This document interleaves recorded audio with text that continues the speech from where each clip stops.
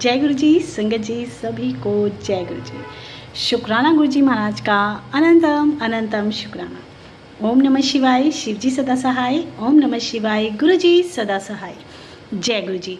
संगत जी, चैनल पे आप लिखे हुए सत्संग भी भेज सकते हो, और जिनको ये लगता है कि हम बोल नहीं सकते, हम लिख भी नहीं सकते, तो वो सिर्फ दिए हुए नंबर पे, जो मैंने नीचे नंबर डाला है, इस पर व्हाट्सएप पे सिर्फ ये लिख दो कि हम अपना सत्संग सुनाना चाहते हैं। मैं आपको कॉल करूँगी, आप अपना मुझे सत्संग सुनाओगे, और मैं एग्जिट जैसे मैं सबके सत्संग सुनाती हूँ, अपनी वॉइस में मैं आपको सुना दूँगी। और इसका रीज़न ये भी है क्योंकि जब मैं और संगत के ऑडियो डालती हूँ तो उनकी वॉइस क्लियर नहीं होती है, जिसकी वजह से बहुत और बहुत ज़्यादा कंप्लेंट आ रही थी कि आंटी सत्संग सुनाई नहीं देते हैं। आप जो बोलते हो सिर्फ उतना समझ में आता है, बाकी के सत्संग हमें बहुत कम समझ में आते हैं। जो कि संगत इच्छुक होती है सुनने की, वो सुन नहीं पाती है। तो अभी मैं अपनी वॉइस में ही मोस्टली सत्संग डालती हूँ, और आज जपजी साहब का पाठ भी डाला हुआ है। जो भी सुनना चाहते हैं वो चैनल पे जाएं। सब तेरा तेरा गुरुजी चैनल पे डला है, और चैनल को सब्सक्राइब कर लें और ज्वाइन कर लें, क्योंकि जल्द ही शिव पुराण भी शुरू होने वाली है। ऑटोबायोग्राफी ऑफ अ योगी मेरे ख्याल से मैं मंडे से डालना शुरू कर दूंगी, उसका नोटिफिकेशन भी आपके पास आ जाए। और सुखमनी साहब का पाठ, जो कि मैं आज सुबह बोल पड़ी थी कि मैं डालने वाली हूँ, और जल्द ही मैं सुखमनी साहब का पाठ भी कोशिश करूँगी कि डाल सकूँ आप लोगों के लिए इतनी सरल सुगम भाषा में, ताकि आप उसको सुनकर समझ भी सकें। समझ मतलब जो उच्चारण हो रहा है शब्दों का, वो हमें मतलब उतना समझ में आए कि बोला क्या जा रहा है। जय गुरु जी। और आज सत्संग संगत जी बहुत प्यारे प्यारे हैं, क्योंकि कल भी मैं यही बोल रही थी कि गुरु जी के जो मतलब हमारे कल्याण करने के तरीके हैं, उसे हम कभी नहीं समझ सकते। और हम रहे वही आम लोग, जितनी सोची हमारी चलती है, बस वो इतनी चलती है कि गुरुजी से हमने ये मांगा, लेकिन गुरुजी ने हमारा काम नहीं किया। अब लगे हम गुरुजी को बोलने, सामने खड़े हो जाते हैं। कई बार तो मैं ये नहीं कहूँगी मैं कोई बहुत ऊंची अवस्था पा चुकी हूँ या मैं बहुत समझदार हूँ। कभी कभी मैं भी गुरुजी के सामने खड़े होकर कंप्लेन करती हूँ। तो इतने ही हम समझदार हैं, और शायद परमात्मा के लेखों को, परमात्मा के कार्य करने के तरीक़ों को, कल्याण करने के तरीक़ों को, ये छोटा सा जो हमारा दिमाग है वो नहीं समझ सकता। और गुरुजी हमेशा कहते थे कि 100% सरेंडर इंसान के लिए पॉसिबल ही नहीं है, क्योंकि हम 100% सरेंडर कभी कर ही नहीं सकते। तो एक छोटा सा प्रसंग मैं आप लोगों को सुनाने वाली हूँ इसके ऊपर, और फिर गुरुजी के प्यारे प्यारे 2-3 सत्संग। संगत जी, सत्संग जो आज मैं सुनाने वाली हूँ, कहते हैं ना हम बेटियों की शादियों को लेके बड़े परेशान रहते हैं, बेटियों की शादी के लिए, उनके फ्यूचर के लिए। तो आज गुरुजी का वो पुराना सत्संग मैं सुनाने वाली हूँ कि गुरुजी कल्याण कैसे करते हैं। तो उससे पहले एक छोटा सा प्रसंग। संगत जी, एक पंडित जो परमात्मा के ऊपर निर्भर होकर ही निर्वाह करता था, जो कुछ उसको मिलता था, जो वो कमाता था, वो हर चीज़ को अपने जिस भी भगवान को मांगता था उनके जाके गले में डाल देता था। अपने पास वो कुछ नहीं बचाता था, कुछ उसकी सेविंग नहीं थी। और सोच विचार से और सोचने विचारने की मतलब एक होती है ना कि हमें आदत होती है सोचने समझने की, कि हम सोचें, फ्यूचर के बारे में सोचें, पैसा जोड़ें और ये सोचें कि भाई आगे काम आएगा। ये सब उसमें इतना नहीं था। वो सिर्फ परमात्मा के अधीन था और परमात्मा के हिसाब से अपनी ज़िंदगी व्यतीत कर रहा था। और जो उसको उसका इनकम था वो जाके और भगवान के पात्र में डाल देता था। कभी कभी आसपास के लोग उसको बोलते थे कि कुछ अपने लिए भी बचाया कर, कुछ सोचा कर, कुछ फ्यूचर या भविष्य के बारे में सोचा कर, आगे तेरे बच्चे बड़े होंगे, उनकी शादियां करनी हैं, कोई बीमारी हो जाए तो उसमें भी पैसा काम आएगा। लेकिन वो मुस्कुरा के बोल देता था, बोले मेरे रब है ना, मेरे भगवान है ना, मैं उनके अधीन हूँ। वो जैसे रखेंगे, आज देते हैं वो कल भी देंगे, और जब कल बीमारी देंगे तो उसकी व्यवस्था भी करेंगे, और बच्चे दिए हैं तो उनकी शादी के भी व्यवस्था करके देंगे। मुझे कोई ज़रूरत नहीं है पैसा जोड़ने की। अब हुआ यूँ कि उसकी बेटी की शादी का समय आया। जब समय आया तो कहते ना दिमाग में हर चीज़ आती है कि भाई अब कैसे करेगा, कुछ है नहीं। और ये चीज़ें उसके दिमाग में नहीं आती थी, ये चीज़ें और लोग उसके दिमाग में डालते थे कि भाई तेरे पास तो कुछ है नहीं, अल्ले पल्ले तेरे कुछ है नहीं, अब तू शादी करने चला है। तो कहते करेंगे ना, मेरे परमात्मा करेंगे, मैं कोई करूँगा, आज तक मैंने कुछ किया कोई है, मैं तो उनके भरोसे हूँ। अब इतना विश्वास होने के बाद भी शादी तय हुई। जो शादी तय हुई उसमें एक नगद मतलब रुपए की बात चली कि भाई उस टाइम पे कि 1100 रुपये में नगद अपनी बेटी के मतलब दहेज में या दान में दूंगा। तो लोग हंसने लगे, बोले तेरी 1 रुपये की औकात नहीं और तू कह रहा है कि मैं 1100 दूंगा, क्योंकि उस टाइम पे वो बहुत बड़ी रकम थी एक आम इंसान के लिए। तो बोले तू देगा कहाँ से? बोले भगवान है ना, मेरे परमात्मा है ना, जिनको मैंने हमेशा पूजा है, जिनको मैंने अपनी जमा पूंजी अपनी कमाई दी है, क्या वो मेरी बेटी के लिए इतना नहीं करेंगे? अब समय आया शादी का, बारात आने वाली, पैसे नहीं आए, लेकिन वो बैठा है भगवान के भरोसे कि पैसे आएंगे, वो परमात्मा देगा जिसे पूरी ज़िंदगी मैंने अपनी जमा पूंजी देता रहा हूँ, अपना जीवन देता रहा हूँ, जिसकी मैंने सेवा की है, वो अपने आप व्यवस्था करेगा। अब शादी तय होने के बाद, बारात आने के बाद, सब कुछ व्यवस्था होने के बाद बारात जब आई तो पैसे नहीं आए। अब पैसे नहीं आए तो शादी की जो मतलब बारात थी वो वापस लौट गई। इसका मन टूट गया संगत जी, हम जैसा ही कोई था कि मन टूट गया। अब जाके भगवान के सामने लगा परमात्मा को बोलने कि जब तुम दे नहीं सकते थे तो तुमने ले कैसे लिया मुझसे? मैंने पूरी ज़िंदगी तुम्हें दिया और तुम्हें सेवा की, मेरी अपने पास मैंने कुछ भी नहीं रखा, जो भी मेरे पास आता था मैं आपको देता रहा, मैंने पूरी ज़िंदगी आपके ऊपर लगा दी, क्या आपके पास मेरे लिए 1100 रुपये नहीं थे? तो बड़े उससे सब उसे देख रहे हैं कि आज तो ये बोल रहा है, हमेशा तो भगवान भगवान करता रहता था, लेकिन आज तो ये भगवान के लिए ही बोल रहा है। तो बड़े ध्यान से लोग सुन रहे थे और सब इसी बात पे मुस्कुरा रहे थे कि ऐसे कैसे आज बोला ये, क्योंकि ये तो बिल्कुल भगवान के भरोसे ही था। ऐसे ही चलता रहा और जितना उसके मन में था, क्योंकि हमें नहीं पता आगे समय में क्या होता है, हमें आज ही दिखता है और हमेशा आज का ही हम देख पाते हैं। अब जब वो बोलने लगा और बोल के उसके आंसू निकल गए, वो थक गया, उसको पानी की प्यास लग गई, उसकी बुरी हालत हो गई, तो वो मंदिर से निकला। जब मंदिर से निकला तो एक उसका मित्र आया, बोले अरे यार मैं तो लेट हो गया, मुझे पता चला कि तुम्हारी 1100 रुपये की वजह से तुम्हारी बेटी की वापस बारात लौट गई। लो मैं 1100 रुपये लेके आया हूँ और चलो बारात को वापस लेके आते हैं और फिर हम शादी करेंगे बेटी की। ऐसे कैसे 1100 रुपये के लिए? तुम इतने बड़े भक्त हो भगवान के, इतनी सेवा तुमने की है, ऐसे कैसे मेरे मित्र की बेटी की शादी वापस मतलब बारात लौट जाए? तो वो उसका हाथ पकड़ के उसको लेके ही जा रहा था। इतने में ही एक शख्स जो उसका जानकार था, पड़ोसी था, दौड़ के आया, बोला यार तू तो बच गया। बोला मैं बच गया?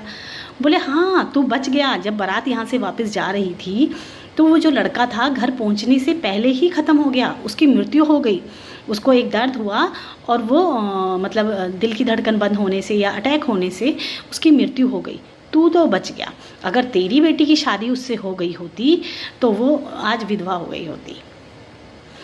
संगत जी वो रोने लगा और रोते हुए फिर भागा मंदिर में और भागे परमात्मा से कहने लगा कि भगवान मुझे माफ़ कर दो, क्योंकि मुझे नहीं पता था कि अगले क्षण क्या होने वाला है। आपने मेरी बेटी को विधवा होने से बचा लिया, उसकी बारात वापस चली गई तो मेरी बेटी बच गई, नहीं तो मेरी बेटी आज विधवा हो गई होती।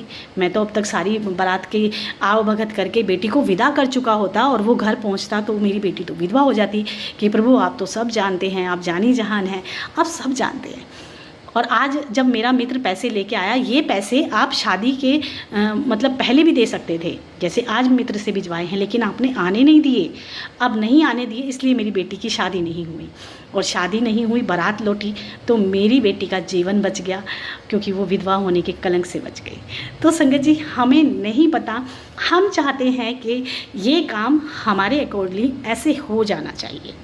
तो भगवान जी हैं और वो हमारी बात सुन रहे हैं, और यही हम लोग भी करते हैं। जब भी हम गुरुजी के सामने बैठते हैं हम शिकायतें लेके बैठते हैं कि गुरुजी फला फला काम था आपने नहीं किया, अगर आप कर देते तो मैं आज अपने घर में बैठा होता, मैं इतना घाटे में नहीं होता। तो संगत जी वो जिनको आप बता रहे हो वो सब जानते हैं आपका अच्छा भी।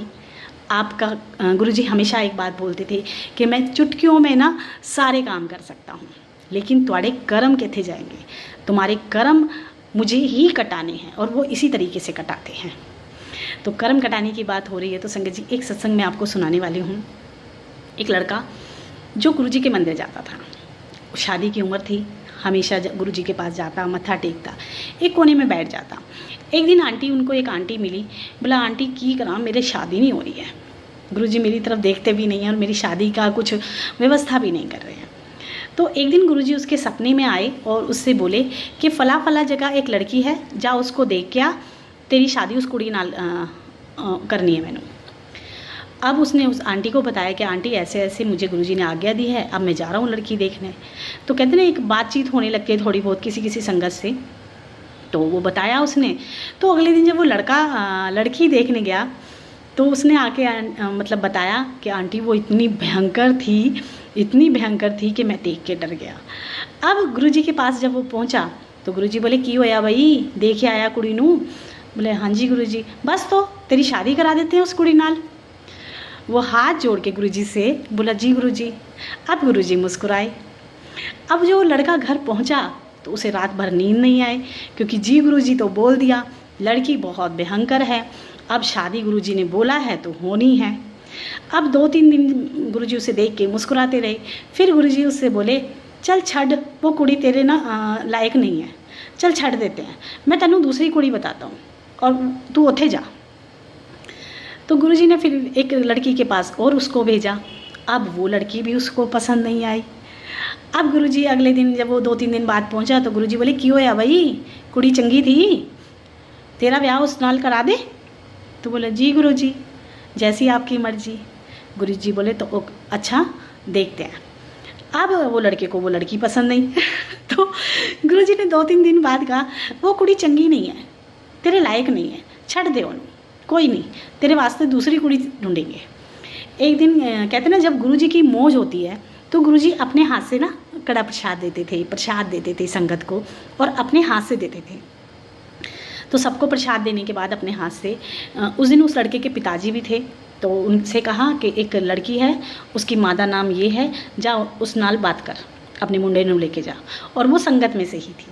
तो जब उनको गुरुजी ने भेजा और बोला कि जाके बात कर, और उन्होंने आपस में बात करी, वो लड़की उनको बहुत पसंद आई। और वो लड़की वाकई ही बहुत नेक, खूबसूरत, व्यवहार वाइज बहुत अच्छी थी। जैसा वो नेक मुंडा था ना, ऐसी ही गुरुजी ने उसके लिए ढूंढ के दी। अब जब शादी हो गई तो मतलब वो बहुत सुखी, मतलब अपनी लाइफ में हर तरीके से बहुत खुशी, बहुत सुख उनके जीवन में था। क्योंकि कहते ना मैच भी तो किसने मिलाया था? शिव जी ने, साक्षात रब ने, हमारे भोले बाबा ने। तो खुश क्यों नहीं होने चाहिए। एक दिन वही आंटी गुरुजी को मत्था टेक रही थी और गुरुजी अपने हाथों से प्रसाद दे रहे थे। लड्डू प्रसाद था संगत जी उस दिन। और जब गुरुजी उनको लड्डू प्रसाद मतलब दे रहे थे, जैसे हम मत्था टेकते हैं, हमारे मन में कोई विचार आता है और हम सोचते हैं कि गुरुजी को तो शायद हमारी बात नहीं सुनाई देगी, क्योंकि कहते हैं ना हमारी ज़बान शायद चुप भी हो जाए लेकिन मन कभी नहीं होता है। तो मन चुप नहीं होता है। उनके मन में आया कि काश मेरा बेटा भी होता और आज गुरुजी के हाथों से उसने प्रसाद लिया होता। आज गुरुजी इतना अच्छे मतलब लड्डू बांट रहे हैं और काश मेरे बेटे को भी उनके हाथ से प्रसाद मिल पाता। तो वो ये सोच ही रही थी। तो गुरुजी ने मतलब उनको आवाज़ लगाई, ऐथे आ, तेरा मुंडा भी तो है घर पे, ले उसनों ये प्रसाद दे दियो। और गुरुजी ने उनके बेटे के लिए एक लड्डू और दिया। मतलब हमारे रब, हमारे गुरुजी हमें इतना प्यार करते हैं संगत जी। क्या हम इस प्यार के लायक हैं?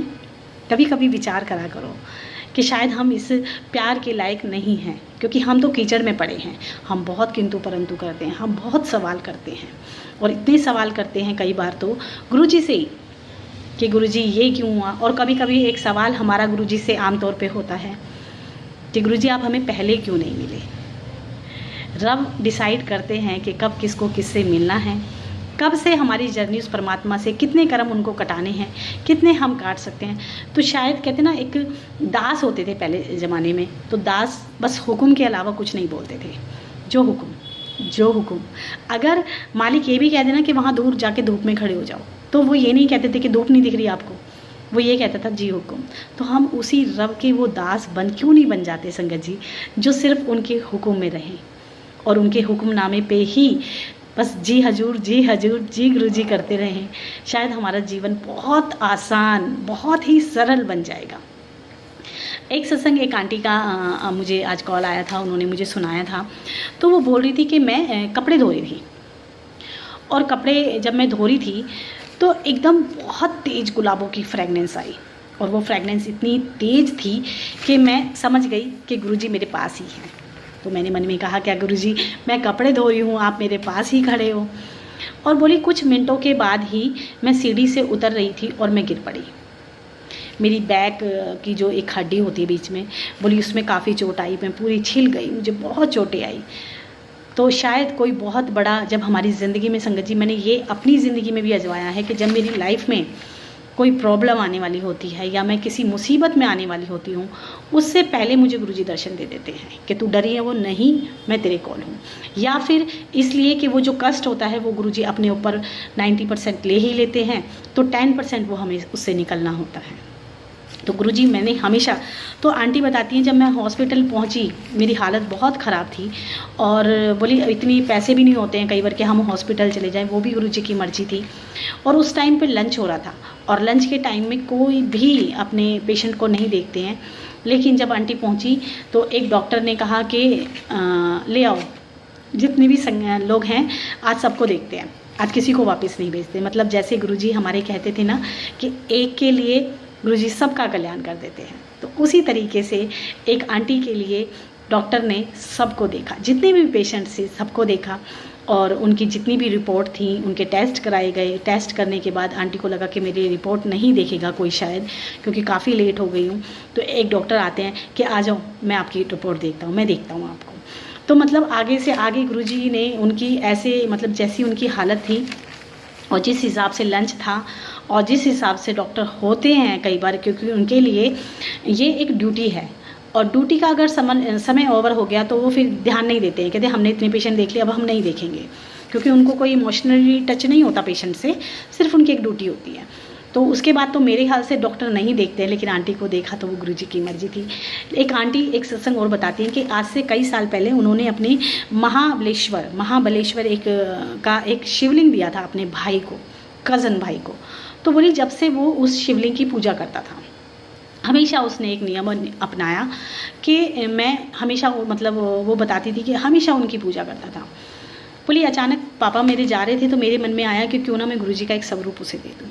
अब जब उन्होंने उसको स्वरूप दे दिया तो उसने अपने मंदिर में लगा दिया। जब मंदिर में लगाया तो वो अब फ़ोन करके आंटी को बोलता है कि आंटी बेटा बहन मुझे सिर्फ ये बता कि मैं इनके सामने बैठ के रोता क्यों हूँ। बोली मैं इतना रोता हूँ, मुझे रोना इतना आता है, बेअंत का मैं रोता हूँ और कई बार मंदिर में जाता हूँ तो इतना रोना आने लगता है मुझे गुरुजी को याद करके। बोले मेरे को तू ये बता कि ये हो क्या रहा है। और बोले मैं रोज़ मंदिर जाता हूँ, रोज़ मैं मतलब मेरा सिमरन कई मिनटों का नहीं, कई मिनटों से भी ज़्यादा का हो जाता है और मेरा उनसे ध्यान लगने लगा है, मतलब मैं उनको याद करने लगा हूँ, सिमरन में डूब गया हूँ और मेरा गुरुजी से एक बहुत अच्छा कनेक्शन बन गया है। तो संगत जी कुछ भी बेवजह नहीं है, हर चीज़, हर बात, हर कुछ घटित होना। अभी एक आंटी बोल रही थी कि आंटी पहले जीवन ऐसा था कि कोई हमारे साथ कुछ गलत करता था तो हमें बुरा लगता था, आप सोचते हैं कि चलो ठीक है। तो संगत जी आप इस बात को ना इस तरीके से भी समझ सकते हैं कि सपोज़ करो आपने किसी से 10 रुपये लिए, पिछले जन्म में लिए, ठीक है, और आपने पिछले जन्म में उसको नहीं दे पाए, वो इस जन्म में आपको लौटा रहा है। चाहे 10 रुपये की बात से मतलब मेरा ये भी है कि आपने किसी को तकलीफ़ दी, आपने किसी की ज़िंदगी में आग लगाई, आपने किसी को दुख दिया, आपने की वजह से किसी के आंखों में आंसू आए, तो वो इस जन्म में आपको रिटर्न कर रहा है, ठीक है।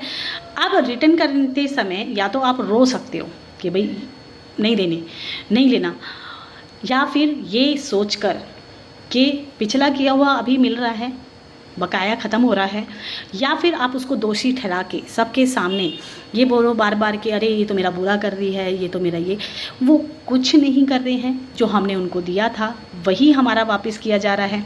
या तो हम उस चीज़ को वापस ले लें और जो भी हमें दे रहा है सामने वाला, हमें दुख दे रहा है, तकलीफ़ दे रहा है, और उसको परमात्मा की दृष्टि दया मानकर अपने पास रख लेके स्वीकार कर लो कि ठीक है हमने दिया होगा कभी इनको तकलीफ़, हम इसको रख लेते हैं।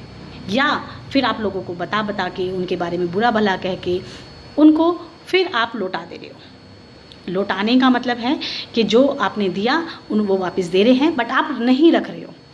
अब नहीं रख रहे हो तो फिर रेन चढ़ रहा है, अब नेक्स्ट जन्म में फिर आपको वो तकलीफ़ देगा, आपको परेशान करेगा, क्योंकि उसको तो आपका देना ही देना है। अब आप बार बार दे रहे हो, फिर उसको दोषी ठहरा रहे हो, फिर वो आपको दे रहा है, फिर आप कुछ ऐसा बोल रहे हो, तो ऐसे क्या है, ऋण उतरेगा नहीं, वो चढ़ा ही रहेगा आपके ऊपर। आपको निकलना है तो उसको, इसी बात को अपने पास रख लो, किसी से कुछ नहीं कहो, किसी से बुराई नहीं करो, किसी से बुरा भला नहीं कहो। वो जो भी तकलीफ़ दे के चला गया ठीक है, और जिक्र भी नहीं करो। आप देखना धीरे धीरे आप ही की ज़िंदगी बदलेगी, उसकी बदले नहीं बदले लेकिन आपकी बदल जाएगी। और सबसे बड़ी बात, अगर आपको कोई लोग पसंद नहीं है तो ज़रूरी नहीं है कि किसी के पीछे भागते रहो, किसी को अपना बनाने की जद्दोजहद करते रहो। सबसे अच्छा है कि किनारा करो। सबसे पहले उस रिश्ते से, उन लोगों से बाहर निकलो जो आपको पसंद नहीं है, या आपको जिनकी बातें अच्छी नहीं लगती हैं, आपको लगता है कि ये लोग आपके हक के नहीं हैं, और इनके साथ आप उलझ के रह जाओगे। क्योंकि ज़िंदगी आपकी है और आप ही को संभालनी है। और इस जन्म में गुरुजी मिले हैं, और बहुत सारे, जहाँ तक गुरुजी कहते हैं कि मैं 90% तो तुहाडे कटवाई दिए, तो 90% कटने के बाद 10% को दोबारा से 1000% क्यों बनाना है? मालिक हम पे दया कर रहे हैं। कहते ना, हम जिसे बहुत प्यार करते हैं ना संगत जी, अगर हमें कोई कहे ना कि तेरी कोई बीमारी, तेरी कोई परेशानी इसको लग जाएगी, तो हम कहेंगे अरे नहीं, ये तो हमारे पास ही रहने दो, ये हमारा बहुत प्यारा है, हमारे बच्चे हैं। तो संगत जी, गुरुजी भी हमारे प्यारे हैं, वो भी हमें बहुत प्यार करते हैं।